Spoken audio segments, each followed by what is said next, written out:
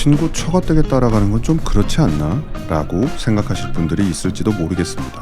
허나 저 평소 그렇게 염치 없는 사람 아닙니다. 살면서 단 한 번도 생각해 본 적이 없는 일입니다. 만약 한국이었다면, 물론 이 친구가 한국에서 그런 제안을 하지도 않았겠지만 만에 하나 했다고 해도 저는 절대로 가지 않았을 겁니다. 베트남에 온 지 일주일 정도 되었을 때 이 친구는 제게 이렇게 말했습니다.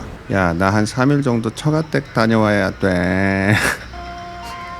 약식으로 결혼식 피로연을 한다고 하면서요. 처음 그 말을 듣고 저는 당연히 한 3일 정도 혼자 지내야겠구나 라고 생각했죠. 근데 같이 가자는 겁니다. 응?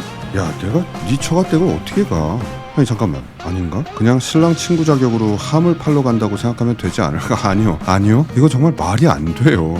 처가댁 식구들 중에는 이렇게 생각하는 분들이 계실지도 모르잖아요. 어휴, 이 친구는 참 인생을 아주 재밌게 사시네. 저기요, 염치라는 게 없으세요? 저는 정말 걱정이 태산이었습니다. 근데 친구는 이미 다 말해놨다고, 네가 영상을 찍을 거라는 얘기까지 해놨다고 말합니다. 응? 야, 친구야, 나 진짜 가도 되는 거야? 네, 결국 가게 되었습니다. 친구와 친구 아내가 일을 마치고 밤에 출발합니다. 게다가 호치민 인근에서 친구 아내의 오빠들까지 탑승해 함께 갑니다. 안녕하세요. 신짜오. 이게 대체 무슨 일일까요? 휴게소에 들렀습니다. 참고로 제 친구는 남의 눈치를 잘 보지 않는 인간입니다. 사람들 앞에서 염치 없이 지멋대로 행동한다는 게 아니라 남이 자신을 어떻게 생각할지에 대해 별로 개의치 않는 성격이라는 얘기입니다. 근데 이 친구, 자기가 그러니까 남들도 다 그런 줄 압니다. 친구야, 다 너 같지가 않아. 응? 친구야, 나 지금 뻘쭘해 죽겠다고. 제발 나 혼자 두고 행동하지 말라고. 그나저나 베트남의 대형 휴게소는 스케일이 참 어마어마하네요. 괜히 친구 안의 가족들 앞에서 오바해서 감탄해 봅니다. 잘 보여야죠. 도착했습니다. 이왕 왔으니까 후다닥 어르신들께 인사를 드리고 도착 직후의 모습을 카메라에 담아봅니다. 근데 이게 참 난감합니다. 만약 한국이었다면 어르신들께 인사를 드리면서 양해를 구하는 말씀을 전할 수 있잖아요. 이미 제가 촬영할 걸 다 알고 계시기는 하지만 그래도 말씀을 드리고 나면 이 무안함이 조금 덜할 것 같은데 여기서는 오직 눈빛으로 그 말을 대신해야 하다 보니 이거 참 난감합니다. 쟤는 오자마자 뭐 하는 거요? 라고 생각하면 어쩌지?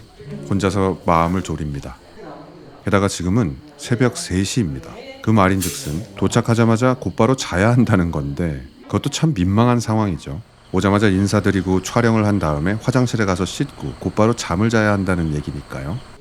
그래도 친구의 장인 장모께서 무려 새벽 3시에 이곳에 도착한 저희들을 배려해 음식을 준비하십니다. 응? 아니 친구야, 지금 식사를 준비하시는 게 맞지? 저는 상상조차 해보지 않은 상황입니다. 그러니까 그렇지. 그러니까 음식 뭐 이런 거 너무 좋고 정성 너무 좋지만 지금은 새벽 3시.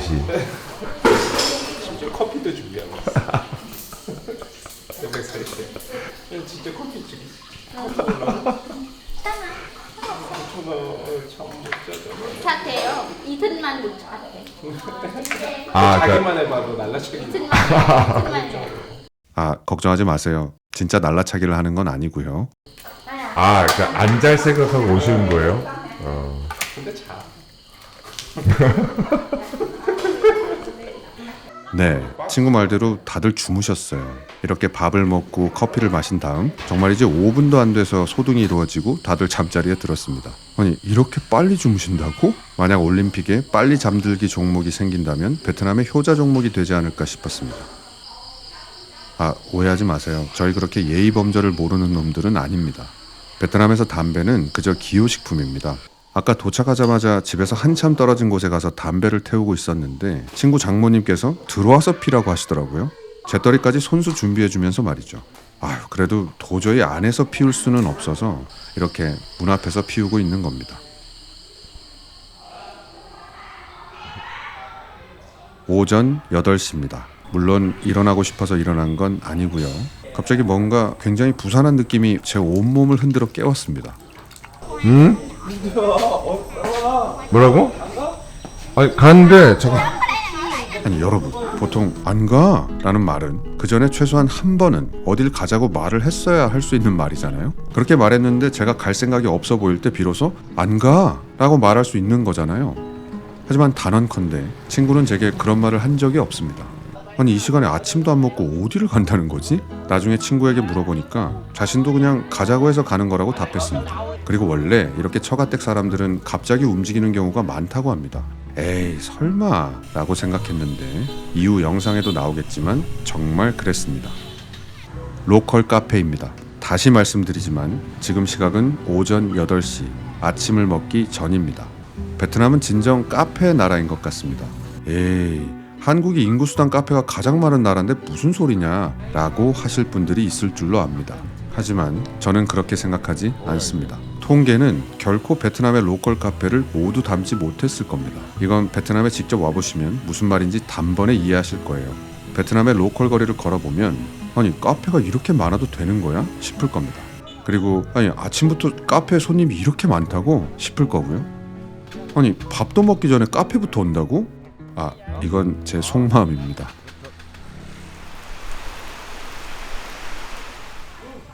처가댁으로 돌아왔습니다. 비가 갠 직후의 숲의 풍경은 그 숲을 이루는 모든 부분이 선명해져서 보기에도 걷기에도 참 좋은 것 같아요. 언젠가 영상에 향기를 담을 수 있는 세상이 올까요? 아, 그걸 원치 않는 분들도 많겠죠?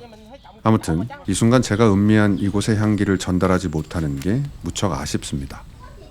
이제 밥을 먹을 시간인가 봅니다. 그리고 햇볕이 듭니다. 아, 이분은 친구의 장인어른입니다. 아, 저도 저렇게 누워있고 싶은데 실제로 장인어른께서 몇 번이나 제게 누워서 좀 자라고 권유를 해주시기도 하셨어요. 하지만 제가 어떻게 그럴 수 있겠어요. 근데 이 왼쪽에 있는 분은 잘 주무시더라고요. 아, 이분은 저희를 이곳까지 데려다준 운전기사입니다. 친족이 아니고요. 친구가 돈을 지불하고 부른 운전기사입니다. 근데 이분은 저희가 떠나는 날까지 이곳에서 모든 걸 함께 했습니다. 이분의 그 놀라운 침투력을 보며 여러 번 웃음이 났습니다. 저와 친구는 아니 저분이야말로 나는 물론이고 사위인 너보다도 더 이 집 식구인 것 같다고 그렇게 말하면서 말입니다. 그의 모든 행동은 정말 무척 자연스러웠습니다. 그리고 이 새끼도 잡니다. 야 친구야 네가 지금 이렇게 자면 어떡하니? 라고 말해봐야 무슨 소용이 있겠습니까? 아유 그래 사위 노릇하느라 참 힘들겠지. 참 안쓰럽기도 합니다. 이제 본격적으로 술판이 벌어집니다. 아 여기 아기를 안고 계신 분은 친구 아내의 작은아버지입니다. 이 장면, 작은아버님께서 자신의 현종질, 그러니까 자신의 조카의 손자에게 담배를 물리는 장면을 보고 저는 웃음이 터졌습니다. 요즘 시대에 한국에서 이러면 뭐 난리 나겠죠. 우선 7촌 정도의 친족이 모이는 경우 자체가 거의 없을 테고요. 아무튼 이 작은아버님, 죄송하지만 빌런이십니다. 아 정말 이렇게 표현하는 게 좀 그렇지만 팩트입니다. 작은아버님께서 계속해서 제게 술을 권하십니다. 술을 안 드셨을 때 작은아버님은 참 순한 분이셨는데 술만 드시면 폭군으로 변하셨습니다. 카메라에 담지 못한 장면이 한가득입니다. 제게 이러실 정도면 제 친구에게는 어떻게 하셨는지 짐작이 되시죠? 네, 작은아버님께서 또 뭔가 마음에 안 드시는 모양입니다. 제가 아는 한 이 친구는 이런 상황에 지금처럼 이렇게 얌전히 있을 놈이 아니거든요. 하지만 사위는 특히 가부장제가 공고한 사회일수록 별 힘이 없습니다. 먹이사슬의 거의 최하위라고 봐야죠.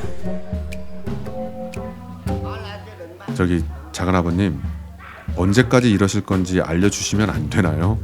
라고 말하고 싶었지만 뭐 당연히 그렇게 말할 수 없죠. 제가 베트남어를 할 줄 안다고 해도 말입니다. 잠시 피신 나온 사위. 네, 이렇게라도 나와야 숨을 돌릴 수 있었습니다. 아, 어르신들 안 보는 곳에서 친구에게 이렇게 작은아버지의 성대모사를 하면서 저희끼리 미친 듯이 웃는 걸로 스트레스를 풀기도 했습니다. 나도 오야. 너야 거의 안돼.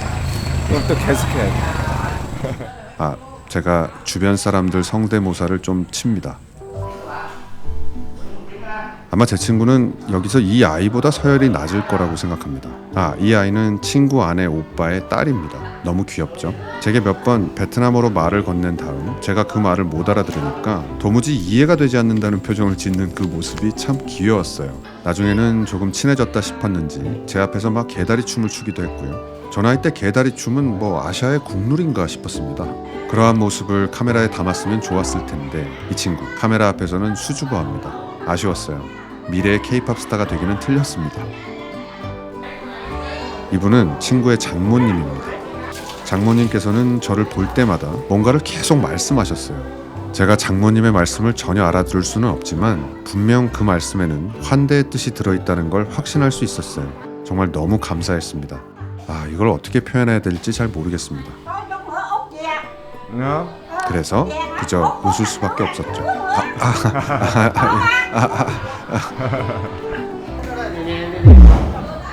이 소리가 뭐냐면요, 노래방 시설을 설치하는 소리입니다. 노래방 시설을 설치하기 위해 업체를 부른 모양입니다.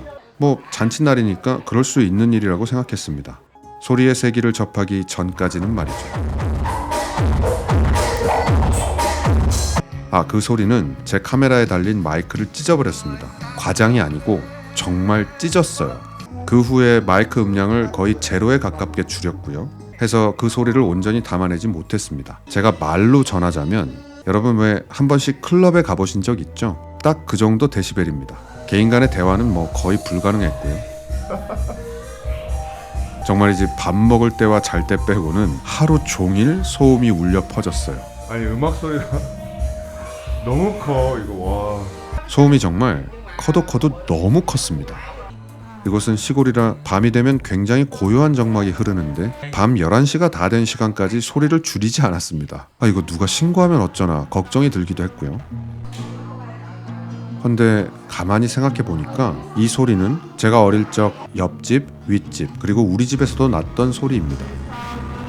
그렇다고 이 정도 크기는 아니었고요. 하지만 밤 늦게까지 꽤 시끄럽게 젓가락으로 상을 두드리며 흘러간 유행가를 부르던 어른들의 가락 소리가 기억에 선명하게 남아 있습니다. 물론 그때도 그 소음을 견디지 못해 항의 방문을 하는 이웃도 있었습니다만 그 정도가 심하지 않았고, 대부분의 이웃들은 뭐 저 집에 오늘 특별한 일이 있나 보다 하고 이해하고 넘어가는 분위기였던 걸로 기억합니다. 물론 지금 이 시대에도 그랬으면 좋겠다고 생각하는 건 아닙니다. 요즘엔 그러면 안 되죠. 하지만 그때 그 시절 이웃 사이에 깃들어 있던 정서가 그리울 때가 있습니다.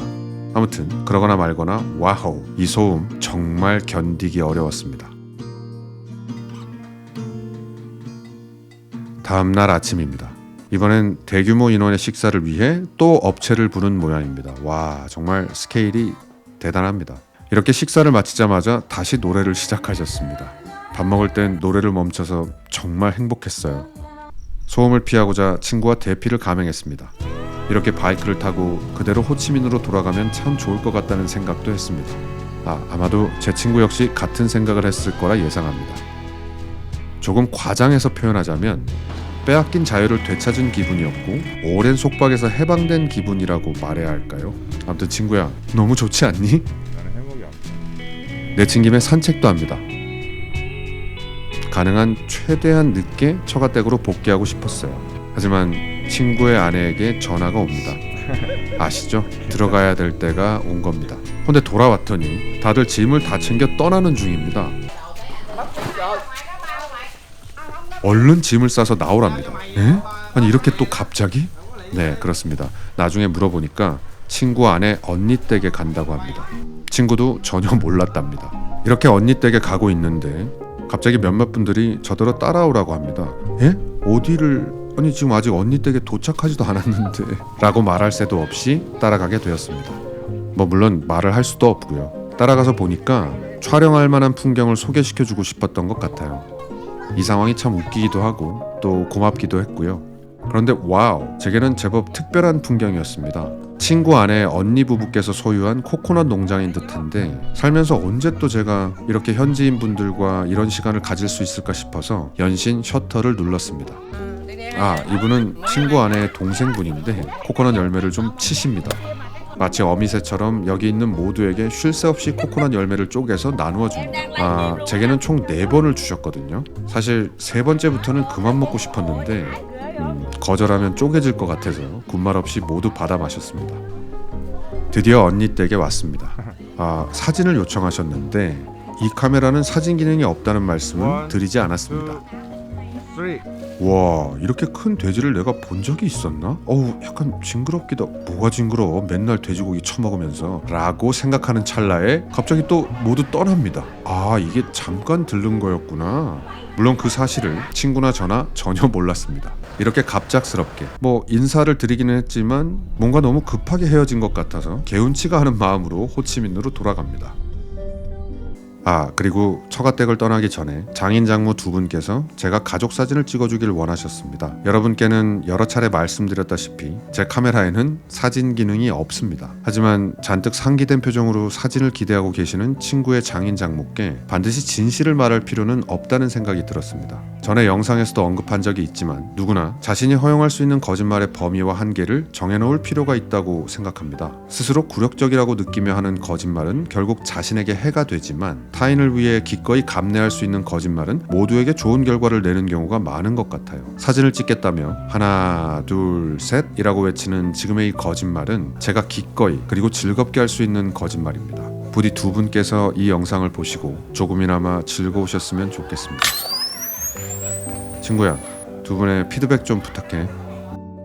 오늘도 끝까지 함께 해주셔서 진심으로 고맙습니다.